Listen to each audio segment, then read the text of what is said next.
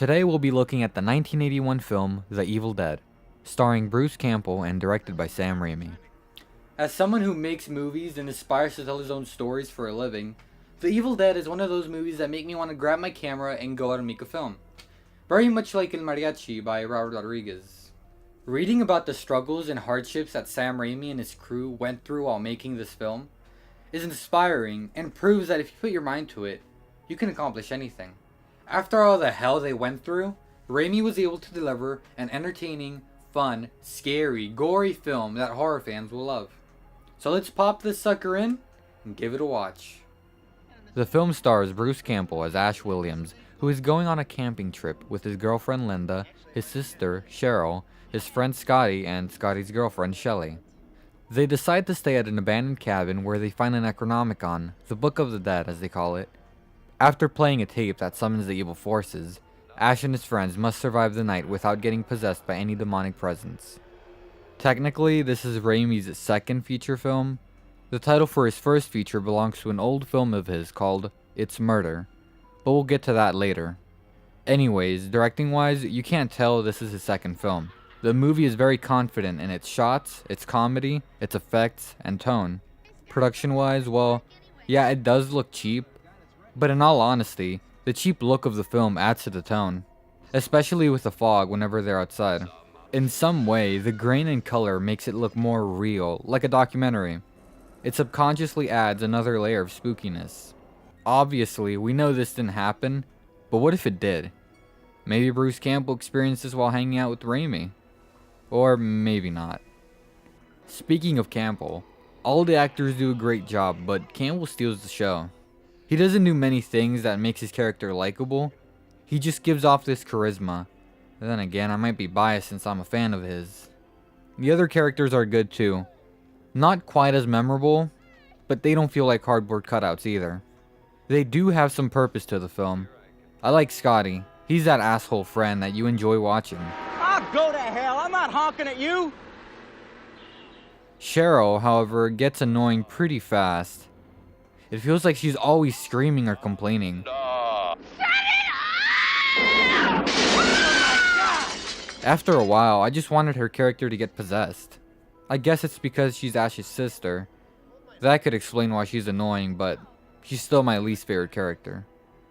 Now to get to the biggest part of what made Evil Dead so memorable and a cult hit, the effects. For an independent film in the early 80s, this film has outstanding special effects. The makeup the actors have whenever they get possessed is impressive. Their voices are also creepy as hell. Get it? Creepy as hell, cause they're from hell. Yeah. This film has tons of disgusting, fun, disturbing bloody effects. There's a scene where one of the characters is out in the woods and literally gets raped by possessed trees. No joke, this happens. Nowadays, you would never be able to get away with that. The scene doesn't even have that much purpose.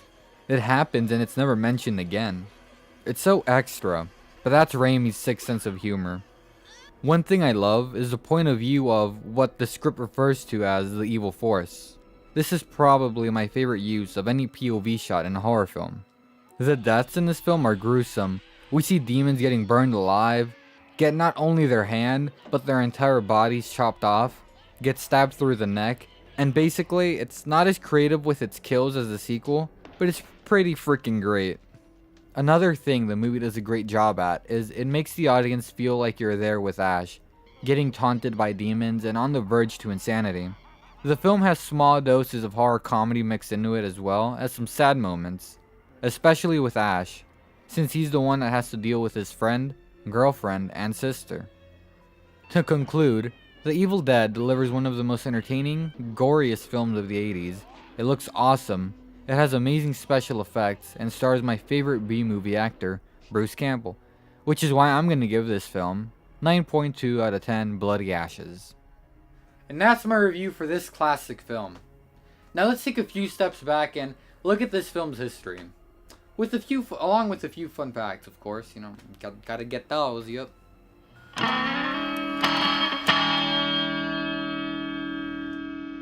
Okay, let's start this off with the good old history of the film. So let's go back to sometime in the 70s and look at director Sam Raimi's past. In the early 70s, Raimi and longtime friend Bruce Campbell would make very low budget guerrilla style films using their 8mm camera. After making, technically, his first feature film, It's Murder, Raimi wanted to make his next film a horror. This led to him making a 7-minute short film called Clockwork that had a serial killer stalk some woman. Raimi and Campbell didn't have any experience with that kind of genre, so for the next film, they would go to drive-in theaters and watch as many science fiction and horror films as they could. During their research sessions, Raimi came up with the saying, "The gore the merrier," and his love for bloody films. Raimi loved B movies and decided to pursue that for his next production. He and Campbell set out to make a prototype film that they could show to producers in hopes to gain their interest. They named the prototype film Within the Woods, and Raimi, being a fan of author H.P. Lovecraft, was introduced to the concept of the Book of the Dead. Raimi continued to study the idea of magical books, specifically the Necronomicon, and formed the general basis for the film. He was able to secure $1,600 to make his movie, and just like in every indie filmmaker's life, they gathered as many friends and family as they could to act as cast and crew, and settled on a friend's farmhouse for the location. For the protagonist, Raimi casted Ellen Sandways, because most horror films at the time had a female lead. All the effects were done using items from the local Halloween store, which made it extremely hard for makeup supervisor Tom Sullivan to work with. They didn't even have enough makeup to reapply it, so they made Campbell sleep with it on. When he removed the makeup, Campbell was shocked to find that his face had temporarily changed shape. In order to finish the film, Raimi had to get extremely creative and experiment with camera movements and camera speeds. After a long, tiring shoot for the crew, now it was time for post-production. To save money, Raimi shot the film with the same 8mm camera he used to make his home movies, instead of the industry standard 35mm. This made it difficult for theaters to play it since the footage would be blown out and grainy. Finding investors proved difficult. Eventually, Raimi was able to get a local movie theater manager to play the film right before midnight screening of the Rocky Horror Picture Show, because they were more open to unusual cinema. For the most part, the film failed financially, and had only one critic watch it. Luckily, his comments on the film were, "It will probably never be advertised alongside the glossy, big-budget horror movies of our time, but you won't easily forget a locally produced little film called Within the Woods," and compared it superior and cheaper than the Amityville Horror. In order to produce the feature film, Raimi needed approximately $150,000, so he contacted a lawyer of his friends, Phil Gillis, and showed him the short in hopes to get him to invest. Gillis was unimpressed with Within the Woods, but did give Raimi legal tips to approach other productions. Raimi went on to several more investors and was able to collect $90,000. Even though he was $60,000 short, he went on to make the film that was titled Book of the Dead, which was inspired by the writing of H.P. Lovecraft. Raimi turned 20 right before starting production and considered this film his rite of passage. For the feature, Bruce Campbell was cast as the main character, Ash Williams, along with Ellen Sandways, who was in Within the Woods. To get a hold of more actors, Raimi put out an ad in the Detroit News where he casted Betsy Baker. Once again, the crew consisted of mostly friends and family, which included the makeup advisor for Within the Woods, Tom Sullivan. Raimi originally intended to film in his hometown of Royal Oak, Michigan, but decided to move to Morristown, Tennessee because it was the only state that expressed some form of enthusiasm. The crew found an abandoned cabin several miles away from society, which led to the crew having to sleep there along with terrible living conditions, which included no AC, no plumbing, but the phone lines worked, so it wasn't all bad. Since most of the crew had no experience on a film set, production was a comedy of errors. This included the crew getting lost on the first day, several injuries without any medical assistance due to the remoteness of the location, accidentally ripping off Baker's eyelashes while taking a face mold off, and painfully thick eye contacts that took 10 minutes to put on but could only be worn for 15 minutes since they didn't allow the eyes to breathe. Meanwhile, Raimi and his crew had to get creative and make low-budget rigs that could act as a camera dolly or a shaky cam. All the POV shots were done by mounting the camera onto a piece of wood and having two people hold each side while sprinting. As for the last shot, there are many rumors that Raimi filmed this by having the camera mounted onto a bike. However, it's most likely that Raimi was just running with the camera like the rest of the shots.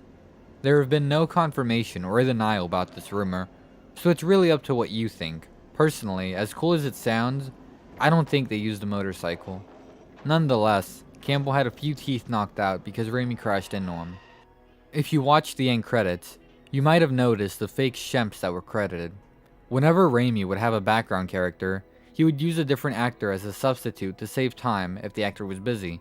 And being the big Three Stooges fan that he is, he called these substitutes fake Shemps, a reference to the episodes of the Three Stooges where Shemp Howard would be played by different actors due to his sudden death in 1955. Raimi would also use them because many of the main actors dropped out mid-production due to the horrible living conditions they had to work in. Raimi was a firm believer that if he could trigger and cause pain to his actors, that it would translate into real horror, so at times he claims that he would have to abuse them a little. While filming the scene where Ash is running down a hill, Bruce Campbell tripped and hurt his leg. Sam Raimi and producer, Rob Tappert, decided to mess with him and poke his injury. This caused the limp to grow on Campbell's ankle. On the last few days of production, living conditions were so poor to the point where the crew needed to burn nearly all the furniture they had to stay warm. Actors went days without showering, and since it was cold, a lot of the cast and crew caught colds and other illnesses. On January 23, 1980, almost everyone went back home except for Campbell and Raimi, who still needed to get pickup shots. The last shot they filmed was when Campbell gets monster guts splattered onto his body. Production is over, and now it's time to edit the mountain of footage. Raimi chose the Detroit Editing Association, where Ed and Paul cut the film together. As for assistant editor, a young Joel Cohen, of the Coen brothers, helped find the good takes and even edited the shed sequence. After watching Raimi's Within the Woods, Joel was interested in creating his own prototype film and pitching that to investors, which is how he made the 1984 film Blood Simple. Many of the sound effects weren't recorded properly during production, so later on they needed to foley it and replicate sounds of mutilated flesh, using dead chickens and having Campbell yell into a microphone for hours. After completing the film, Raimi wanted to have a big premiere to celebrate all the pain they went through, so he had custom tickets be given out, wind tracks set inside the theater, and ambulances outside the building to build a spookier atmosphere. Someone was obviously inspired by the work of William Castle. Anyways, the film exceeded expectations and had thousands of patrons show up. This gave Raimi the idea of touring the film to build some hype. He went on to screen the film with distribution agents and anyone who had experience in the film industry. This is how he came across the distributor for Night of the Living Dead, Irvin Shapiro. Shapiro saw commercial potential and expressed interest but disliked the name of the film at the time, Book of the Dead, because he believed that the word book would make potential viewers shy away. They settled for, and I quote, the least worst title, The Evil Dead. Shapiro was also the co-founder of Cannes Film Festival and let Raimi play the film in the 1982 festival, only out of competition though. Stephen King decided to go watch the screening and came out of the theater blown away, praising the movie and even citing it as his fifth favorite horror film. King claimed that while watching the film, he was registering things he had never seen in a movie before, and even called it the most ferociously original film of the year. This attracted other critics into watching the film and attracted a distributor agent, Stephen Woolley, into releasing the film in the UK. Fangoria started writing articles on the hell-like production history, and eventually New Line Cinema decided to release the film domestically. They gave Raimi a check to pay off investors and decided to release the film in theaters and out on VHS at the same time. The film grossed $2 million worldwide at the box office. Since Raimi made the film as gory as he could, the film was infamously called Video Nasty, and even received an X rating, a rating that was usually held by pornos. Even though it's not a porno... Wait. I guess it is. What the f***? Huh. Okay. Anyways, even though the rating was usually considered pornographic, the film was considered extremely violent for an R rating. To this day, this film is still banned in some countries.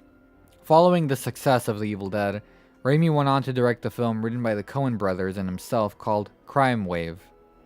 Crime Waves had a budget of $2.5 million with a box office of $5,000. This nearly cost Raimi his career, but was able to convince studios to support Evil Dead 2, which was originally Irvin Shapiro's idea. Raimi says he initially made the film out of desperation. And that's the history for the Evil Dead. Now let's take a look at some fun facts. In the scene where they're getting ready to listen to the tape, you can see some smoke lingering in the air. This is because in the original script, the characters were supposed to be smoking pot, but after trying this, they decided to cut it due to the actors' uncontrollable behavior. During the cellar scene, you can see a poster for Wes Craven's The Hills Have Eyes. Craven repaid the compliment by having the Evil Dead play in the classic Nightmare on Elm Street, while Nancy is in her bedroom trying to stay awake. You see that 1973 Oldsmobile? Well, that's in every single one of Sam Raimi's films. You might remember it being in Spider-Man. Campbell claims that Raimi has it in all of his films because that's where he lost his virginity. Sam Raimi and producer Rob Tappert played the hitchhikers in the beginning of the film. This is proven because during the incantation, if you listen very closely, you can hear the words, Sam and Rob are the hitchhikers on the road. Samanda robza, dar hitchhiker dans de roadza, gone. Some of the working titles for the film were Blood Flood, 100 and 100% Dead, These Bitches Are Witches, Fey Monsters, and The Evil Dead Men and The Evil Dead Women. Personally, my favorite is These Bitches Are Witches. Sam Raimi ran into makeup effects legend Tom Savini outside a movie theater and asked him if he could take a look at the unfinished movie in the editing room. They showed him the scene with the dead bodies melting. After production was done, the crew compiled random items for the film and put it together in a time capsule where it was buried inside the fireplace of the cabin. The cabin was destroyed, yet some people have claimed to have found it. Many fans don't believe this is true and consider it lost due to the fire. Actress Betsy Baker revealed in an interview that she and her producers found the filmmakers genuinely suspicious, so they agreed to only meet them at a public restaurant. In order to release the film and have Raimi blow up the film on a 35mm for its theatrical release, Bruce Campbell put his family property in northern Michigan up for sale. Astonished at his financial contribution, Raimi credited Campbell as executive producer. The wind noise you hear during the POV of the evil force was recorded after Raimi heard it from his bedroom window, so he woke up the guy doing production audio and had him record it. After a long day of filming, Campbell would be drenched in fake blood, so he would dry it using the fire. Because of this, his shirt solidified and broke when he tried to put it back on. During the scene where Ash decides to cut up his girlfriend with a chainsaw, Campbell insisted on using a real one and swore he wouldn't drop it. In the close-up of Linda's neck, you can see how fast her pulse was racing. Many critics found the tree raping scene to be misogynistic. Later on, Raimi has said he regrets adding that to the film. Speaking of regrets, Campbell regrets the scene where he's repeatedly slapping Linda. In the scene where the possessed Linda is trying to stab Ash with a dagger, Betsy Baker actually couldn't see him due to the contact lenses. Andy Grainer, a friend of Bruce Campbell and Sam Raimi, told him, "Fellas, no matter what you do, keep the blood running down the screen." As a tribute to him, they let the blood run down the projector, and in front of the camera. The cellar that Ash goes down to wasn't in the actual cabin. All the cellar scenes were filmed at a farm belonging to one of his parents' filmmakers. To make it look like there was a cellar, the crew had to dig up a hole and put a ladder in there to give the illusion of them going down to the basement. And that's it for today's spooky knowledge. I'll see you guys next time where we'll go back to 1973 and look at one of the scariest horror movies ever made. Until next time, don't forget to please be kind. Rewind.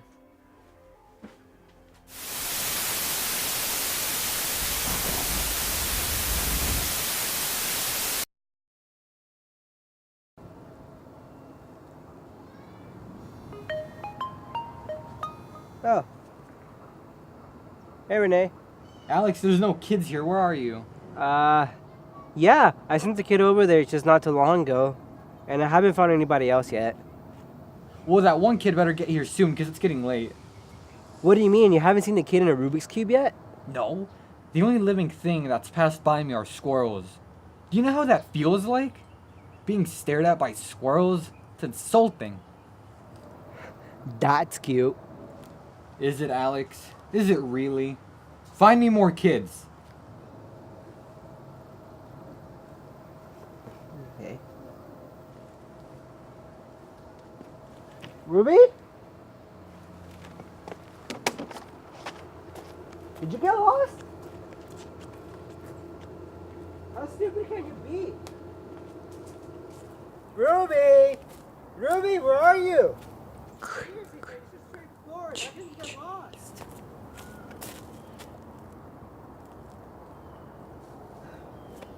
Where are you? Ruby!